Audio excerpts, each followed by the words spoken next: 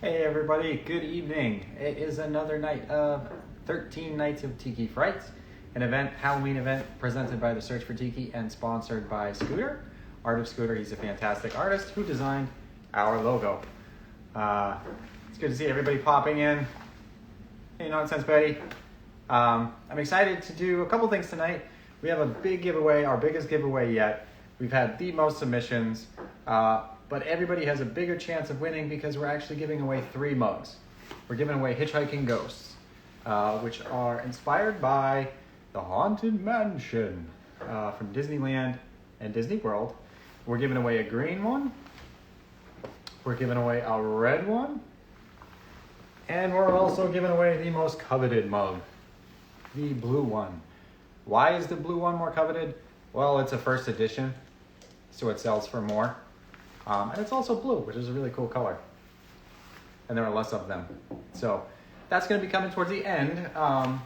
Before that, we are going to chat with Taboo Relics, who's an amazing tiki artist who I'm super excited to talk to. And we've got some exciting announcements with Taboo Relics, Franky. We also have, I don't know if you've checked out our story, but we've been getting tons of pumpkin and pineapple carving submissions. Why we've been getting those is because we have a carving competition where you submit a pumpkin or a pineapple that you've carved, and if we like your design, you have a chance of winning the Enchanted Tiki Drummer Box, which is right here. It's an Art of Disney piece inspired by the Enchanted Tiki Room, and that's going to go to a lucky winner who submits our favorite pumpkin or pineapple carving. Everybody's popping in. Neverland Drake, good to see you. Lost Idols. Always a pleasure. And let's see if we can get this started by bringing in Taboo Relics. If anybody has any questions, drop them in the comments. I will try to read it as best I can. Hello, how you doing, man? How's it going? Good to talk to you finally. Finally. It's been a few months of texting. Yeah, just story replies over and over, but good to talk to you. So appreciate you having me on. Man. How's everything going?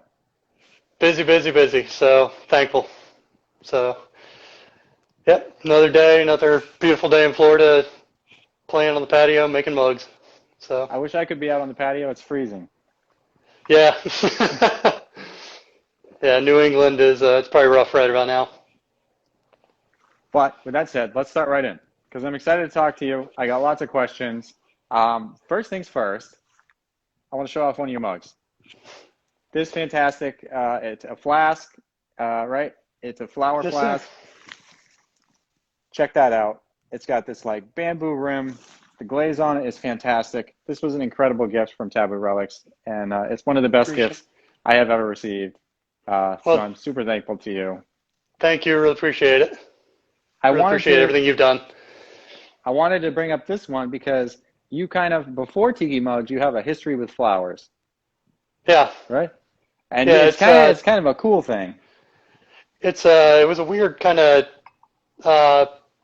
adjacent to the pinup community where I started making hair flowers, but I made them out of recycled records. And it was just kind of a byproduct of living in Nashville and having CNC machinery around that I was like, well, all right, let's see if I can do this. And I mean, I did bring a couple over just in case, but like that's all just made out of records. So that's kind of what got me started in sculpting, and it eventually turned into one of those like challenging myself, and get a commercial in the background, challenging myself just to see if I could sculpt something in an 8-hour time block. Like, how fast can I make a sculpt? And then it turned into the flasks, and I was like, all right, well, this would be something kind of nice just to do for friends, like friends only, not for sale, like just something special. It's such a cool thing, and it's so distinctly you based on your background. I don't know, how did you get the idea to upcycle vinyl records into flowers? At first, it was like I used to be a part of this thing called Vinyl Killers, which was a art community, but they only painted on records. Like, it was just and then my mom ended up getting me a bunch of the 10-inch, like the smaller ones, at a church yard sale. And I couldn't use them for my stencils, so I just was like, well, let's see if I can turn them into like necklaces and earrings and stuff. And then I guess at the time I was dating a pinup model, and she had a whole bunch of hair flowers sitting around, and I was like kind of leafing through it, like being curious. And I realized how they were assembled, and I was like, I could probably do this with a record as well, and then sculpt it, like heat it up, sculpt it, and shape it. And so that was 10 years ago now. Like I've been doing that for 10 years, and only recently stopped doing that in favor of mugs. But And in between that, right, you are also, or still are, I'm not sure what the status is because the world is crazy, but a machinist for Disney, right? Yes, I am. Yeah. So it's currently on furlough, but hopefully, fingers crossed, returning soon. So Fingers crossed for you, man. Greatest But job in in the the world. meantime, it's given you an opportunity to learn ceramics. It definitely was. It was one of those things where I hadn't planned on it being a full-time job, so I was kind of thrust into it like sink or swim. But I enjoyed it enough. I was passionate about it. I was passionate about sculpting. So once it kind of became like everything was, the framework was built. I had a kiln. I had space for it, thankfully, as the roadman. Card Yep. Club, they loaned me a huge area to keep the kiln in. And a lot of people that just kind of had my back and just said, go. And somehow, like, I guess 9 months later, I'm still chugging along and still passionate about it. Your first Still mug trying. was, what, February of this year? Yeah. February is when the first round of the frogs came out, and it was like only 3 of them. And yeah, it was kind of one of those. I made it, and I was like, all right, let's see. And then the first one sold, and it was kind of this just huge like weight off of my shoulders of like I couldn't believe it. Like I actually, my friend Nicole bought one, and it just kind of was like that driving force of like, okay, like one sold, I can do this, like push harder, and it's been great. So It for someone's first mug, that frog mug is sick. I appreciate it. Thank you. Yeah, it was kind of one of the ones where like I grabbed a whole bunch. There's a bunch of them just sitting here, but it was the weirdest shape because normally their mouths are closed, but you couldn't get a drink in it at all if I did that. Yep. And so the weird gimmick of it was I wanted you to be able to like make it. Oh, I guess I'm wearing a headset, so it's way back here, but to make it croak while you're drinking. And it was just a goofy little like maybe somebody will dig this. And now I think there's 31 of them out there. So Is that the last? Is that the last of them? 'Cause you didn't do a master mold, did you? No, the molds are burned up. Like those are the first ones I made, and I think I made them in a total of 2 days. Girlfriend left town for the weekend, and as soon as the door closed behind her, I was like, all right, go. And as soon as she was out, because I knew it was going to make a mess, like after watching some videos online, like Van Tiki, and I was like, I'm going to destroy the kitchen on this one, but just do it, clean up, and explain it later. So Better got to it ask done. for forgiveness than permission, right? Yeah, in a lot of ways, yeah. So yeah, and it worked out, and the first 3 pulls were perfect. Like I couldn't like to actually have one in my hand as like greenware, and just looking at it going, man, it actually worked. Like I really didn't expect it to fall into place. Kind of like I was super lucky. Like yeah, thankful, but There's I a don't know. lot It's of just skill that. in ceramics, and there's also a lot of luck. Yeah, I keep joking around about like people that want to get into ceramics, get yourself a 5-pound tub of Monster Clay and a king-size box of Kleenex because it's definitely going to break your heart. You're going to cry. Oh, Like oh no. after hearing like Omar and talking with some of the other guys like Odd and Rodney and everyone, like you cry. You're going to get your heart broken. Like you're going to open a kiln, there's going to be pop pieces. Like, but it's one of those things when you're passionate about it, you know it's going to happen. So And I think guess it's if you're also not, kind of like a thorn in the side, right? When something doesn't work, it's like, man, now I have to do that because yeah, I don't want to live with that. I have to figure it out and yeah. make it work. But I guess at the same time, like if you're not like tearing some stuff up every now and then, you're not trying anything new. You're not really getting outside of your own comfort zone. So I guess it's kind of good. something to look forward to of like, all right, something still blew up, like somewhere to go, somewhere to like, all right, let's adjust some things. It's But not like it's always just a small little error too. Like when it goes bad, it can go horrifically bad.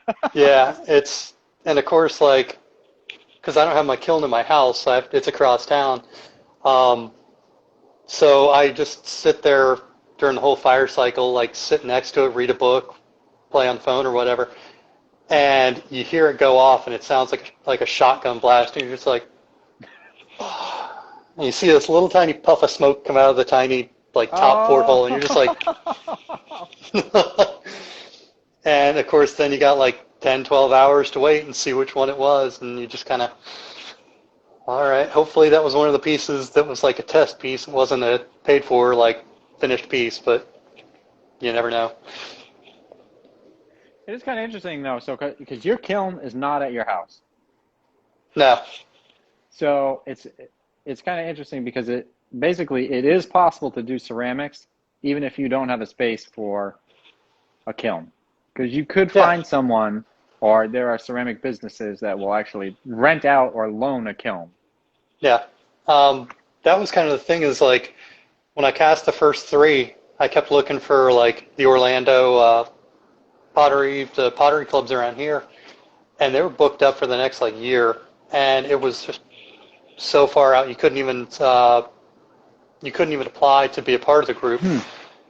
And so I got to looking on Craigslist, and I found a kiln for $400, and it was kind of one of those like, all right, like just figure it out, dude, go for it, and bought it, drove down. It was in Boca Raton, so I had a nice little beachside drive too. But bought the kiln, came with a whole bunch of the hardware, so it was pretty much a like ready to go setup. It's a little smaller, like I see Omar's and I just drool. Like his kiln's beautiful. Mine's a little older, but it was a great starter kiln. Like it's been fantastic for teaching me like learning the ropes of pottery with. And Now I guess you had obviously a machinist background. You've done sculpting before. Had you done ceramics before? in high school, like Okay. in high school I'd done it, but you know even back then like you're not the one firing it. Like you're just Hmm. sculpting it and glazing it, and then your teacher does that, and you come back in a couple days later and next step.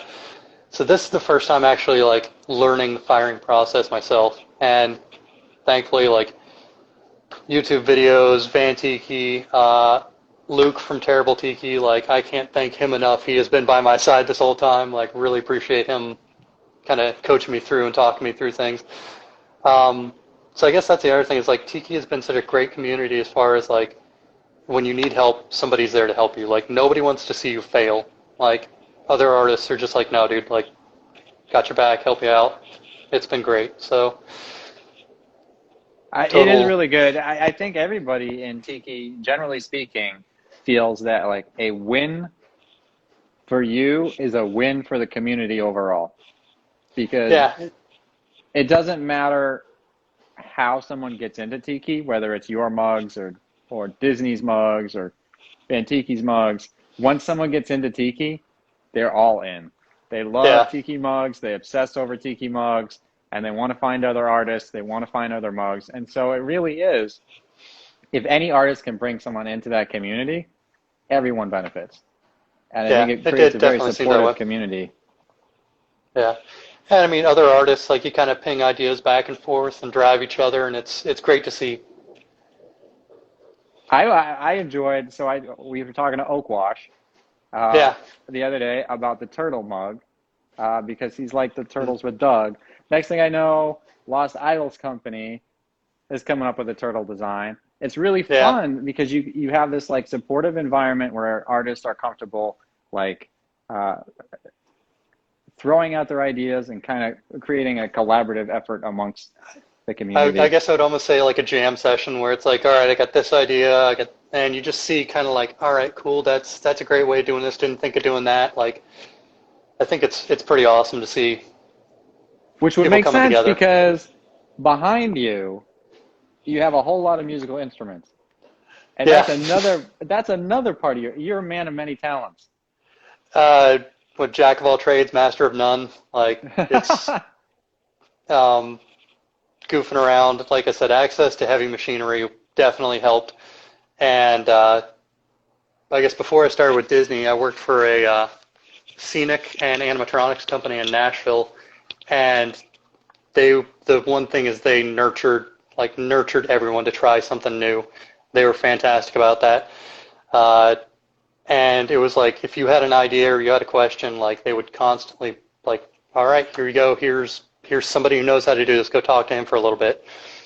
But we also had so much trash that you could do anything with it. And I was throwing out full like trash cans, like the 50-gallon trash cans of Monster Clay, because it would be contaminated. Like it had been in a dust, like once, yeah.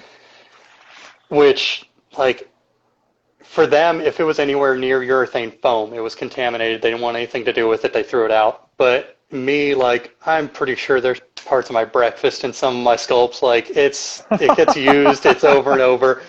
My sculpting table is pretty much my kitchen counter. Like, everything is done here in the house. But now I'm looking back and I'm like, man, I threw out so much clay. Like, what if I would have just kept that? But I guess that's also kind of where I started sculpting, like just goofy little, like small tikis and stuff. Never a full-size mug, but yeah, it was everywhere. Like you were just driven to try to create something. And of course, being in Nashville, like music's everywhere. It's the only town in the world you can throw a banjo in a dumpster and hit a fiddle. Yeah. And so you've like. Yeah, I had access to the machinery, and once I knew, like, okay, if it's just a numbers game, like, I can do this, I can figure this out. And I think that also is what gave me a lot of confidence going into mugs was, okay, if I can figure out how to build a musical instrument, and it sounds good, works, plays well, I can try a mug, like, let's see. So. It's so crazy because you couldn't think of, oh, I'm sure someone could, but they're very like polar opposite things, a musical instrument, a ceramic mug, and yet somehow they work. It's kind of a similar skill set when you're making an instrument and when you're making a mug. Yeah, it's knowing kind of what you're capable of, what you want to do with it, planning ahead. Like you don't just go into it blind, so you kind of have an idea ahead of time. You mentioned Monster Clay, okay? Yeah. Monster Clay is heavily debated amongst a lot of, not just tiki people, but ceramic people. Some people love it. Some people can't stand it. I think you use it. Van Tiki, I think, uses it. Tiki Diablo uses it. Why do you love Monster Clay? It's one of the most, I don't know. I started out using Chavant or Chiffon something, garbage. Oops, I hope they don't hear that. But it was one of those things where we'd heat it up and then it would just take so long to cool down, so long. Like we'd be spraying the cans of duster, like trying to chill it and freeze it. And even the hard versions of that were just they were still too soft. And Monster Clay, once it sets a little bit, like I'll start a sculpt, I'll get my raw model, and then pitch it in the freezer for a little while, and then you can start layering your detail around that, like thin strips for detail. It just sets up faster, it sets up more consistently, and I don't know, I've got some of this stuff that I've been using since I started just over and over and over, and it's not breaking down any, it's not degrading. So Chavant broke down on me pretty fast. It would get to the point you were getting like crumbly bits. So, yep. Like once I started doing tiki mugs, I was like, I'm not even going to go down the road with Chavant, like just straight into Monster Clay. So you went into tiki mugs, but you were making tiki stuff before. So some of the flowers, vinyl flowers that you made, you had one design that was tiki, or at least one design. Yeah, it was a few with just laser etching on them where, I have a CNC laser here as well, and I would just go etch the patterns onto it as something, a little bit of variety. So your tiki goes back further than your mugs. When did you become a tiki person? I like looking back now. When I was 20 years old, I was building tiki bars with my friend Shannon. Okay. I remember him mentioning he was like, "I'm gonna build a tiki bar." And I was like, "Dude, I have no idea what this is, but let's go for it." Because at that point I was still a machinist. So measure twice, cut once. I can build things, and so he was like, "All right." We built it in his backyard and built a mini ramp, and so we had the awesome little setup. And I guess that kind of sparked it. And then for my 21st birthday, my friend Errol got me and I mean, this is what kicked it all off. Okay. It was a tiki farm flask, and from 2004. So I guess I got it in 2005, and I've fought to get this thing back through so many relationships. It's a and but it was the thing where once I started thinking, I was like, flasks. I was like, wait, why don't I try making a flask? And so the hibiscus flask that you have, the Mahalo flask, it kind of led back into that of okay, this is the direction I want to go with it. And it's just been fun making smaller, different designs. Do you, so Tiki is obviously the main point of the search for Tiki, but there's also overlap with Disney people. You're a machinist at Disney. Where is your background at Disney in terms of did you watch it as a kid? Did you go to the parks? I remember being trying not to cuss too at the same time. I guess it would go back to being 5 or 6, Haunted Mansion with my granddad. And so that's one of the, my favorite ride, always has been, always will be. He used to work for AT&T, and since Epcot, the Spaceship Earth is sponsored by AT&T, we got to go on it in the early phases. And so that's kind of where I remember it, but I never in a million years would have imagined, being able to be a part of the company. It's crazy how this world works. Yeah. I have another mug that you made, which is one of my favorites that you made. This is such a fun mug. It says, I don't know if you can see, it says Tiki on the license plate. How did this one come about? That was talking, actually I was watching Nicole and Celine's show on Tuesday night, their Tiki show, and they mentioned a sidecar, why Tiki drinks don't have sidecars, and it immediately, I started joking with them, I'm like, I'm going to make a sidecar, you guys watch, it's going to happen. And I think it took maybe a week before it finally started really materializing. And so, yeah, that one's definitely, due to them, they're the inspiration behind that one. But you are a go-getter. You get an idea, and it's you are off to the races. It's coffee at 9 o'clock at night. I don't sleep. So I don't know. I think the Disney mentality of we need it yesterday, and especially back when I worked in Nashville, the scenic community, everything you had a deadline, and you could either choose to take it as stress or you could take it on as a challenge and I'm going to do this. And I think for some reason I took the masochistic side and enjoy the stress a little bit, and it passed on to Tiki mugs where it's all right, just make it, go and sleep later. I don't have a normal day job. This is what I do, so if I sleep in late, nobody's going to yell at me. So. Do you find yourself laying in bed at night still thinking about, I could do this differently, I should do this? Yeah, little tweaks and stuff, or if I get to the point where I'm okay, this one's got to cool off for a little while, I'll stick it in the freezer. And then I'm laying in bed, and all of a sudden I'm no, I got a better idea. Hold on. I'll just pop up, grab the thing out, and start carving away, making little notes on it. Yeah, if the idea hits me, I try to immediately get back to it because I know how fast I ping off of different ideas. Yeah. So. Do you have a set way of coming up with ideas? Do you sit down and say, I need an idea, or they just through happenstance kind of? There's a notebook of just a bunch of it's like Charlie Day from Always Sunny. Like it's just scatterbrained ideas, like half-ass little drawings and sketches and something. I'll write it down. I'm like, what was I thinking there? All right, go with it. Or simple sketches. I don't do a whole lot of sketch work. I don't do any 3D modeling for any of it. Like it's straight to.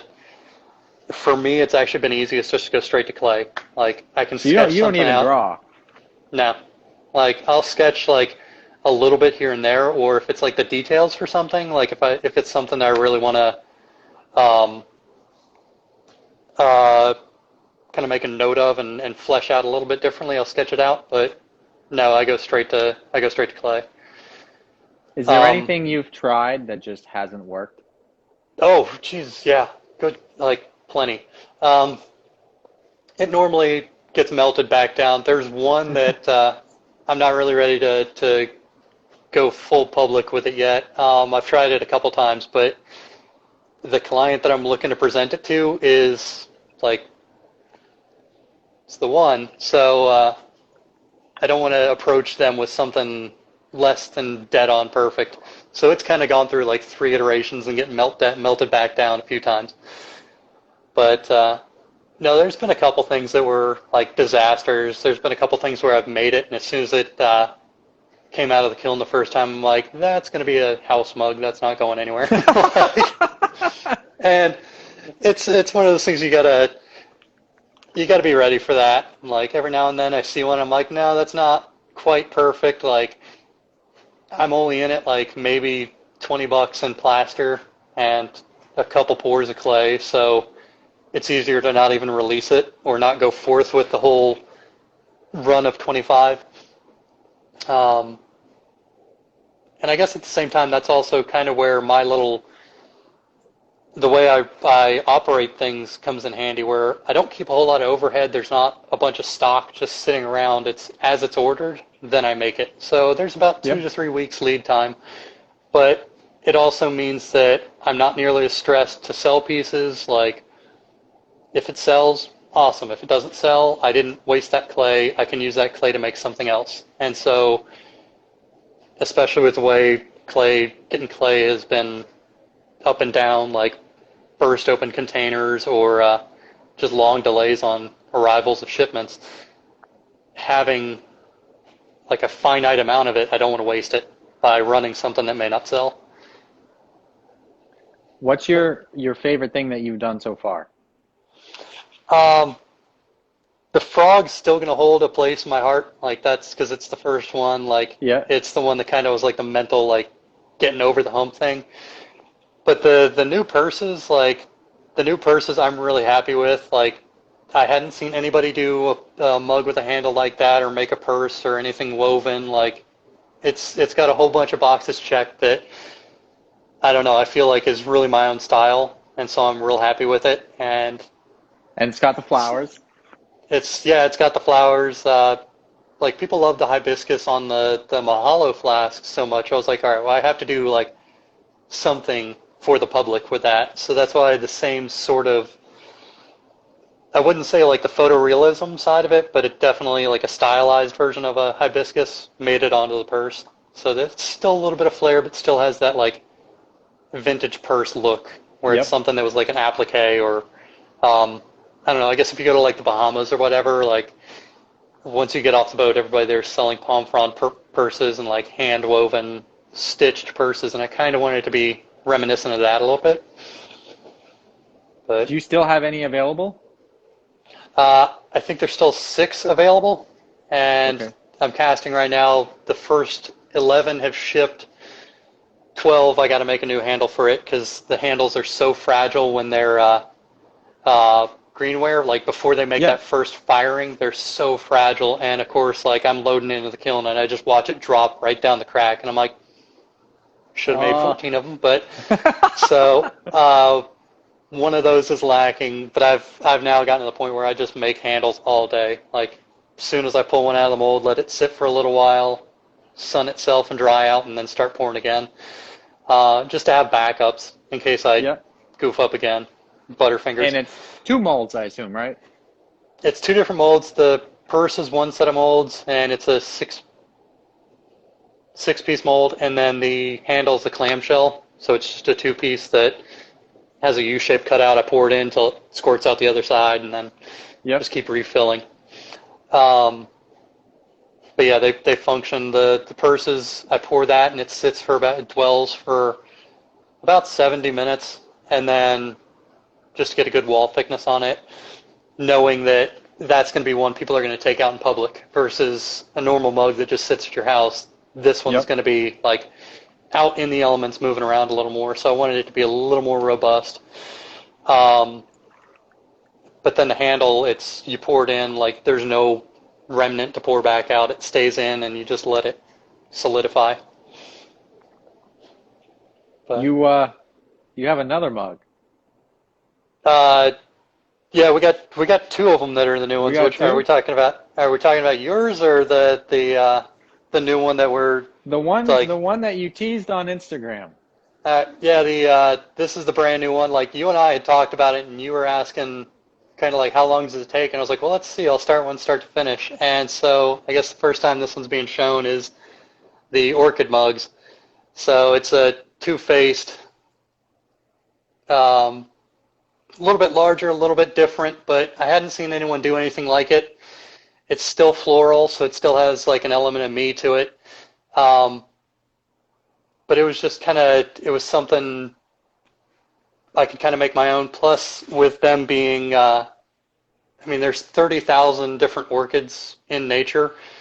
So it's pretty wide open. Like I can glaze it however I like. I can really open up artistically and create something new with it. And I think they just went on sale, like the website just unlocked them at 9 o'clock. So there's 2 of these available, and then the like special just for the Halloween edition that's purple with black. It comes out white. I guess the ring light's a little bit bright, but I don't know, black interior. They were fun. It was a big one. It's a 2-piece sculpt. It was kind of like a test to see what I could get away with a different process where I sculpted one half of it, and instead of doing like an armature, as soon as I cast it, I cast the one side, let the molds cure enough, pulled it apart, and then I guess filled that new empty cavity with monster clay, like liquid monster clay, and put the same first piece back on the other side. So it just kind of like transferred around. So I have 2 identical images instead of having to. So it's symmetrical. It's symmetrical for the most part. There's still a little bit of a shift that I just try to clean up by hand. But it was pretty much the only way I could know I would get a mirror image of something and then not spend 40-something hours trying to carve identical, because you're always going to, eventually you're going to end up like shrinking it down where you're like, shit. Like, and so it was a weird process, but it was just kind of to test the limits of like, what can I do? Will this work? Can it still make a cool mug? And I'm really happy with them. I think I'm on number 6. Yeah, I think this is number 6. But what there's plans I really love about that mug is it is the opening on the top. Yeah. Is really weird, wide and weird steeples. It's unique, but it looks usable. There are so many mugs today that like the hole is like that big. And, I don't know how big people's ice cubes are. I don't know. My ice never fits in them. I'm guilty of that as well. But yeah, it's actually a really convenient one, and like I guess I kind of planned around the Bird of Paradise for it. Like I thought that would be a really pretty drink. It also has a really like a lot of garnish, and so I want something that'll have a lot of room for sticking garnishes and doing pretty like really going over the top with it. So. Do you ever do drink recipes? I am terrible at mixing drinks. So, and even around the house, like I don't drink a lot. Like I'll only drink when I actually go out. I have a couple bottles of rum up there, but most of the time, even when I make drinks just for the photo shoots, it's not a drink. It's crushed ice, a couple lemons, and milk or orange juice. Like that's my secret. Is just I'm like. Somebody's gonna call me on it one day, but I see plenty of Mai Tai glasses using iced tea, so I think it's a common thing out there.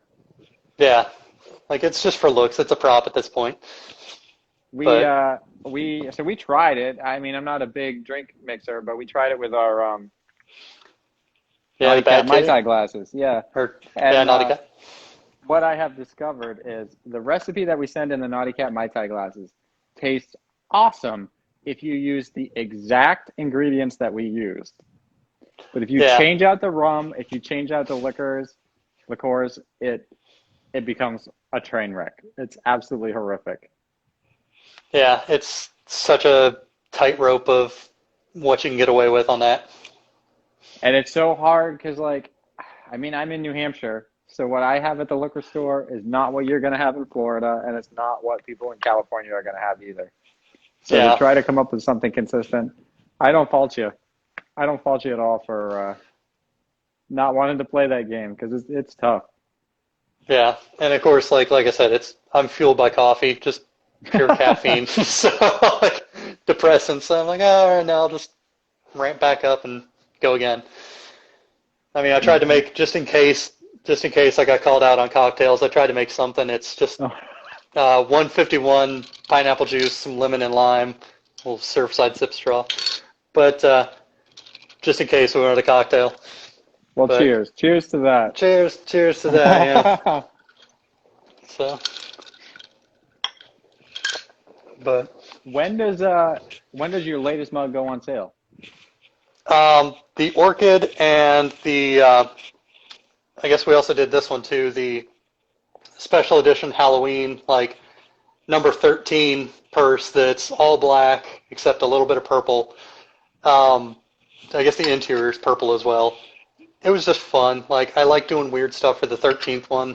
Cliche as it is, it's still It is fun so to get fun. something different. I love it. Um, and I don't know, everything looks so good in black. They're just doing a black mug, like, seals it every time.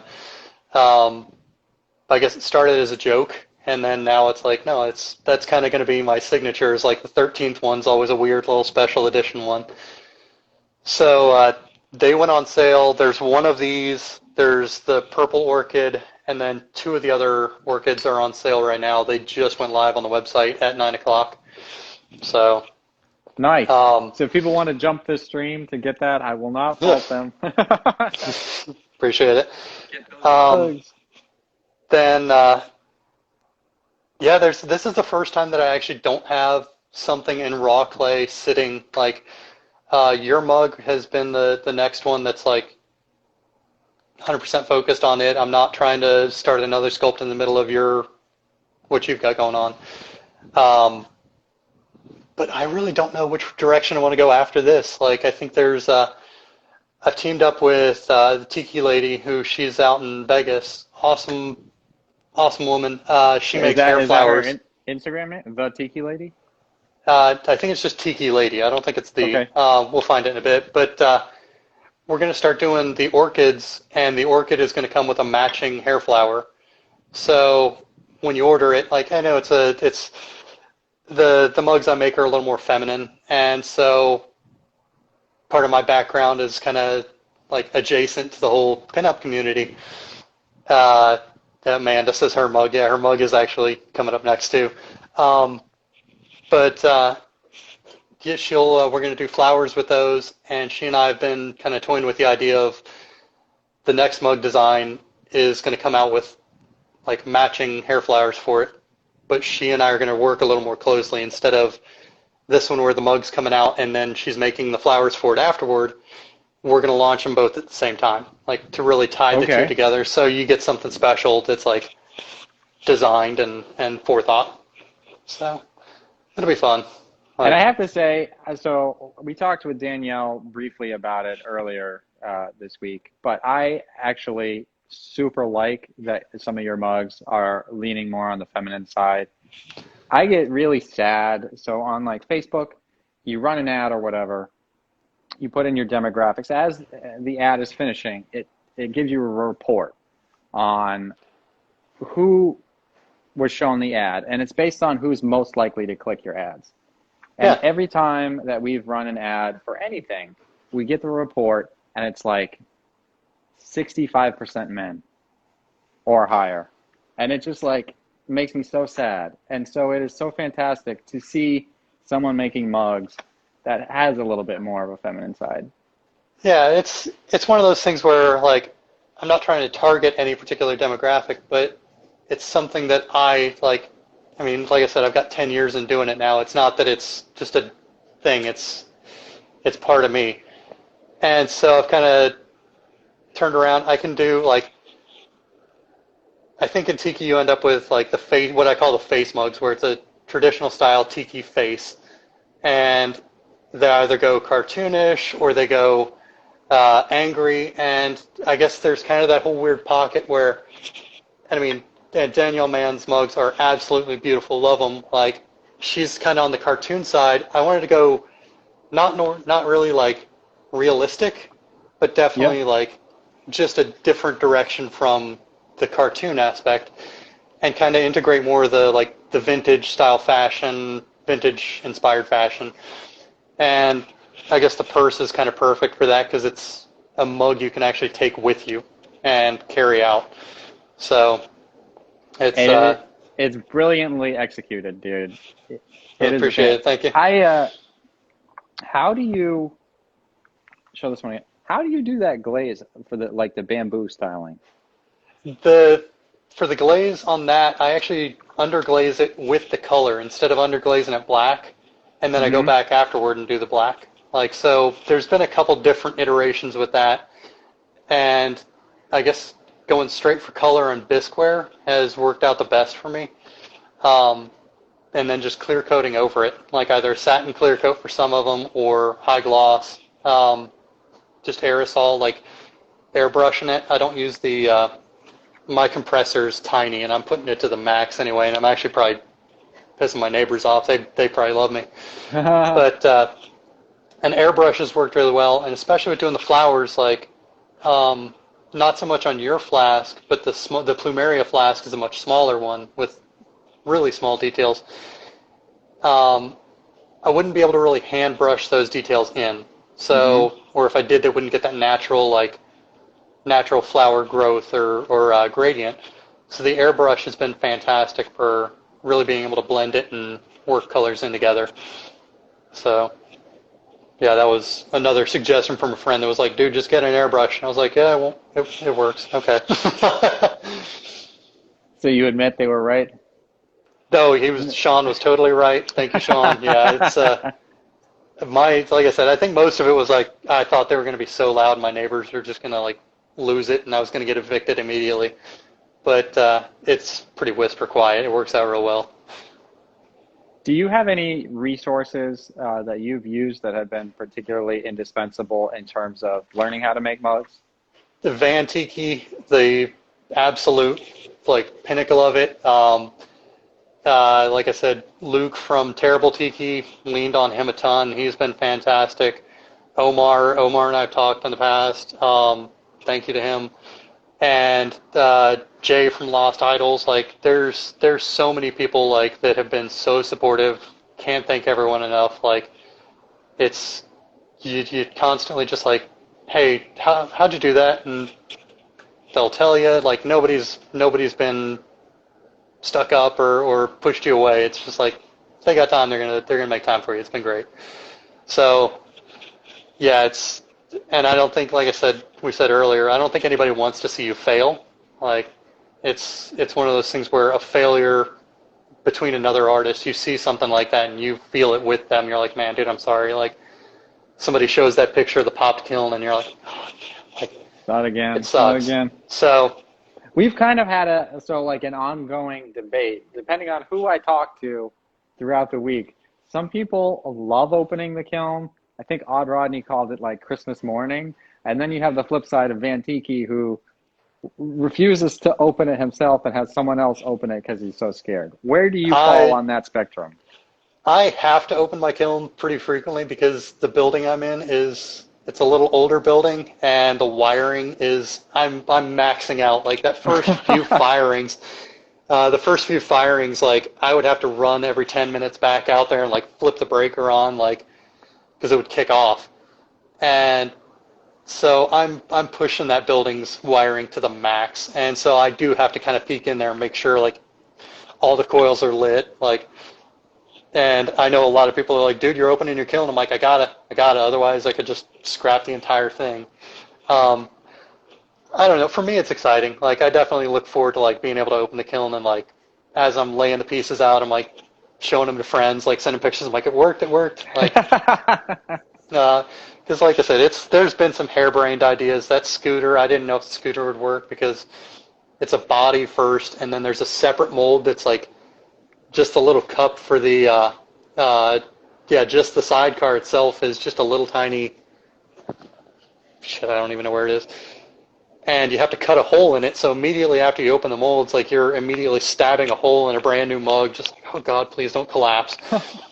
And then like sealing it together, I did get it down to the point where I can heal one together in 5 minutes. Like, I set the camera up and I was sending it to a friend. I was like, I did it, look at it.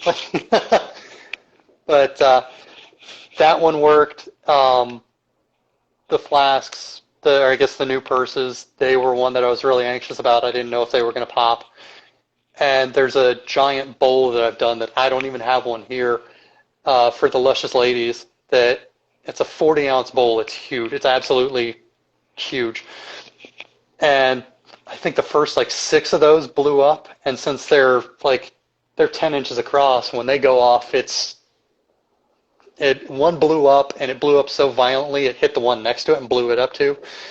And I still have little chunks of plaster that I'm trying to like vacuum out of the bottom of the kiln. Like, it went off bad. But how did you fix it?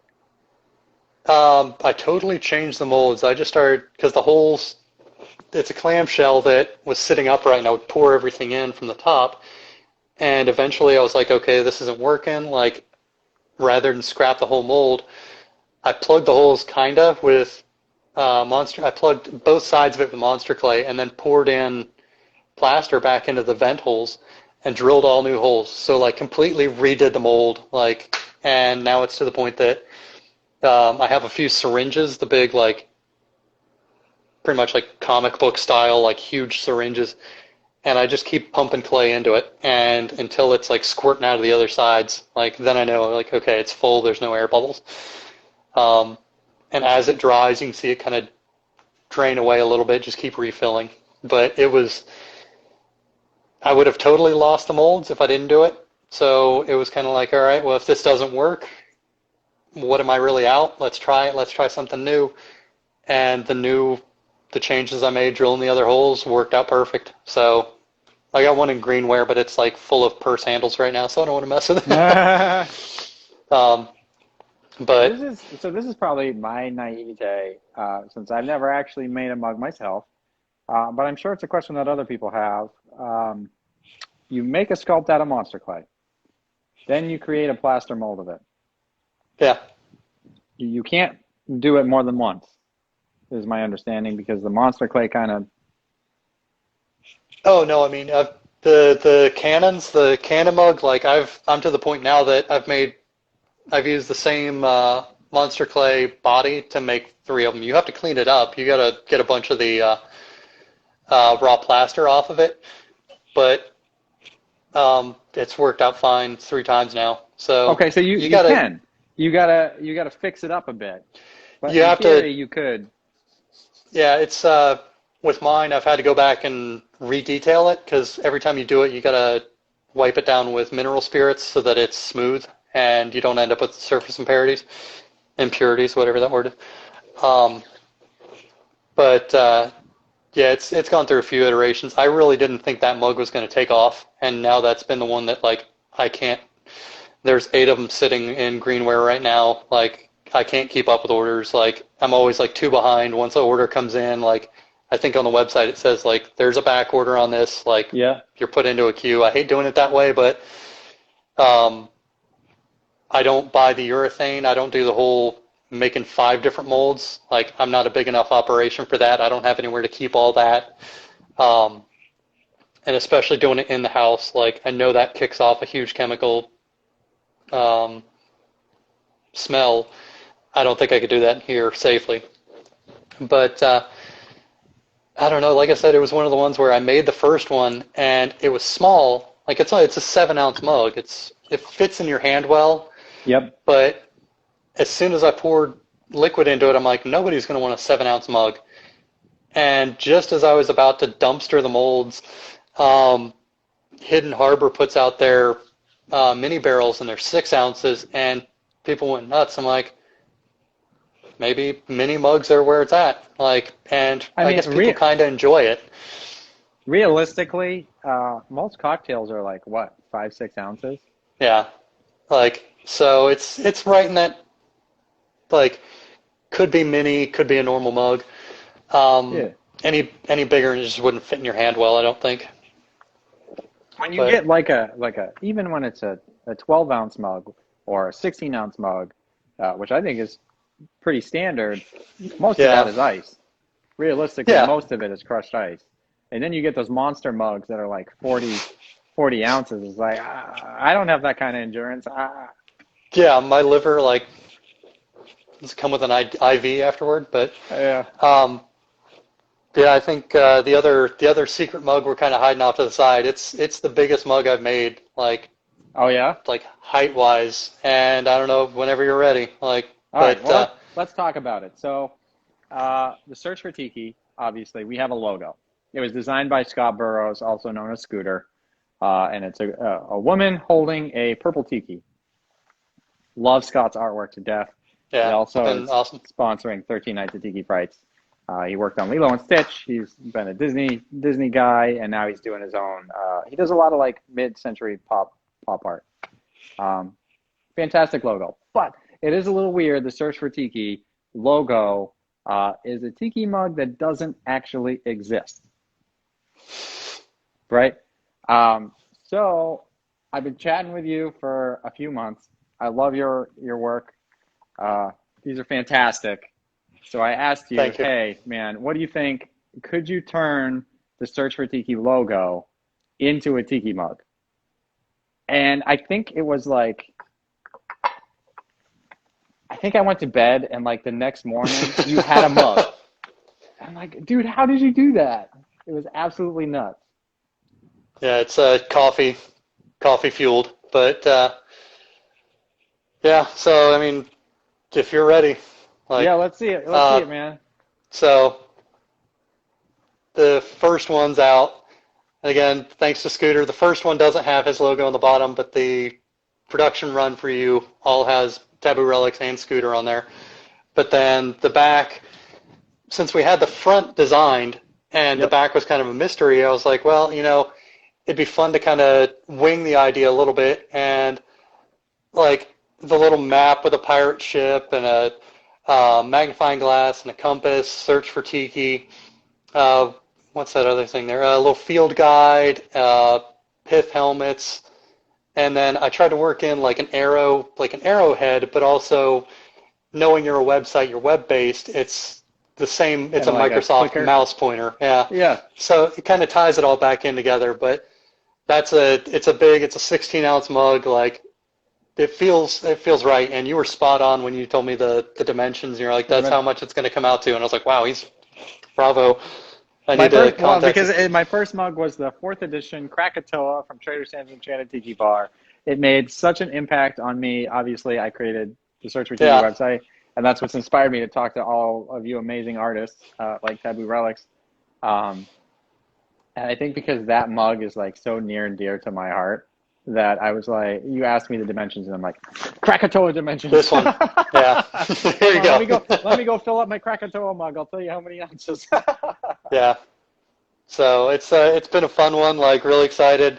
And I guess that's the other debate as everyone talks. You hear everything from like 10 per mold to like 30 max. I run normally 30 on mine, but you look at guys like Van Tiki, that their molds are spotless and impeccable. That mine, I guess I start off and it's always a little bit of handwork. It's always a lot of smoothing. So I can get about 30. Like I said, the frog's done 31. Yeah, we're gonna. I think part of it is how much time you're willing to put into it, right? Yeah. Because as that mold, as you make more and more mugs, you can keep using it, but it's just more effort in the cleanup process. Yeah, and I don't know, when you start cleaning up things that look like bamboo weave, like if the glutton for punishment, I guess everything seems like uphill from there. Um, but yeah, so it's pretty excited. I think they're going to come out well. Casting them as fast as I can for you, just trying to make sure I take care of the molds I can't believe and how quick you get were, you good dude. pieces. Truly, honest to God, it was like I woke up I the next morning. I texted you as I'm falling asleep. Hey, what do you think about creating yeah, Twisted Tea logo mug? And then I fall asleep. I wake up the next morning and bam, you have a mug. like as soon as you texted me about it, I was like, all right. And like I think I sat in bed. And I was like, yep, nope, getting up. I'm working on it. Time to go. It's so Um, cool. but it's been fun. I really appreciate you taking a chance with me on that. Like it's been great. Dude, Like it's cannot not even thank a you. chance, realistically. You see some of the mugs you've made. I mean, Well, thank you. I it's an honor to have you design that mug, man. Well, Um, thank you. for logistics, okay, to kind of level set expectations with everyone, as we've been talking to Franky, Taboo Relics, it's a small run mug, okay? So Yeah, 30 is probably the max. Some of those yeah. we're going to give away to the people that have been so supportive to us and helping us grow the Search for Tiki. And then a very small, limited number of those mugs will go on sale probably in December with shipping right away. It's not going to be a pre-order, but it will only be to Patreon supporters for the simple fact Nice. that we have, I think it's 100, just under 100 patron supporters, and there's going to be what? Less than 30 mugs. So it's Yeah. only fair that we offer it to those supporters. It probably is never going to see the public light of day, to be honest. Um, Huh. Yeah, it's the downside of the way I do my mugs. I don't ever make a duplicate mold until that mold burns up and then I reduplicate it. But I think people enjoy having something limited edition, and then even at 25, like it's super limited. I'm so thankful to the people that have bought them, like, and it means the world to me. But you're buying it straight from an artist here in America, like that. It's ready, like a little bit of a wait. I try to keep the wait times down, but I don't know. I think it's you're getting something personal every time. Dude, you're one of the only people out there making tiki mugs where I could contact you, have a sculpt like within a week, within a day in your case, and then have like a actual production mug in a few months. That in and of itself is an incredible feat because you contact anyone else and it's like, we will see you in 2 years. And Yeah, it's mass produced stuff. You're making it at home by hand in the USA. Dude, it's so fantastic. I Really, truly. appreciate it. I love it so Like much. different type of rapid prototyping. Like I know a lot of the mug makers are definitely probably cringing at how fast I'm. Like Van Tiki was saying 2 weeks on letting a mold dry, and I was like, oh Jesus Christ, I'm like maybe a week. like, and but I think also like that Florida sun, like everything just sitting out there and baking, and I got a few of those little display like jewelry display stands now, and I just leave them on the patio, like rotating to pretty much like marinate in the sun. like, but I pull the first one after about 3 or 4 days, which again is probably a nightmare to the rest of the mug makers, but it's enough that I know like if I have undercut issues, if I have alignment issues, or something's just a total wash, I don't waste another 2 weeks because I just don't have that kind of time. And most of the time, you're putting your mold at risk. You're not putting the mug. The mug's still going to be a usable mug. It's just you're going to damage the molds. So, yeah, I don't know. I work a little faster than a lot of people on that side of things, and I know it's probably terrifying, but it's I guess part of the thrill too of like just go. like, It's don't exciting, stop. dude. Don't. It's exciting. It's the kid on Christmas. You just want to open the present. Like, all right, I got to go. I can't wait any longer.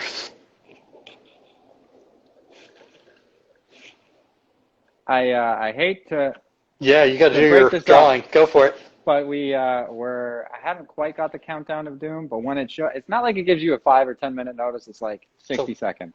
Yeah, 1 minute. Go for it. Yeah. Okay, so the first mug, green hitchhiking ghost mug. The winner is everyone's name I can't pronounce. William Goodmustad. So William Goodmustad. Cheers, William. Congratulations. You won the green hitchhiking ghost. The red hitchhiking ghost, the second winner, is going to a fellow named Christopher Olson. So congratulations, Christopher. And the final blue hitchhiking ghost, the most coveted of the three, as I can tell by all the hearts popping up. This mug is going to Daniel Gonzalez. So congratulations to Daniel. Congrats. And the other winners. Our next giveaway is also going to be really cool. It's sold out. People love this. People try to get it. It's also from an artist that we are interviewing tomorrow night, Haven Cove Customs. Nice. Oh, rad. The Davy Jones. I think it's actually called Dead Man's Mug in the green. It came in like a silver. I don't remember what he called it. And then there's this green one. So this is going to be the next giveaway. Tomorrow night's pretty cool because it is a 13 Nights of Tiki Frights first. We're interviewing two people nice. at 6 o'clock Pacific time, 9 Eastern Standard Time. We're interviewing Haven Cove Customs. And then an hour later, we're actually talking to Tiki Tom. So Paul Briggs. He's the co-director of Raya and the Last Dragon from Disney Animation. Super excited to talk to him. Awesome. Dude, it has been an honor and such a privilege to talk to you. Thank you so much. Really appreciate it. That we finally got to talk, I would say in person. It's not really in person, but it's as close as eventually. We can get. Come on down to the parks one day. We'll hit Trader Sam's once it opens. So you know I'm going to be there. Nice. Good. And I'm really super stoked for the Search for Tiki logo mug that you created for us. Yeah, it's so fantastic. There you go. Yeah, show that bad boy off again. So cool. And again, cheers to Scooter. Thanks for kind of unintentionally let me use your art. But yeah, I guess I sent you the pictures of it, the submission. So yeah. Yeah. We'll post it on the website too, so people can check it out after the fact. Yeah, that was like, and thank you again. Like that first time I made the homepage, like I couldn't believe it. Like screenshotting it and sending it to my parents. Like that means the world. I really appreciate you giving us the platform that you do. You guys have been fantastic. Thank you so much, man. It is always a privilege to share your work and to hopefully send some people your way so they can discover all the stuff that you've created. Look forward to more in the future. So awesome. Thank you so much, Franky. Thank you, everyone. Talk again soon. Have a good one. Bye.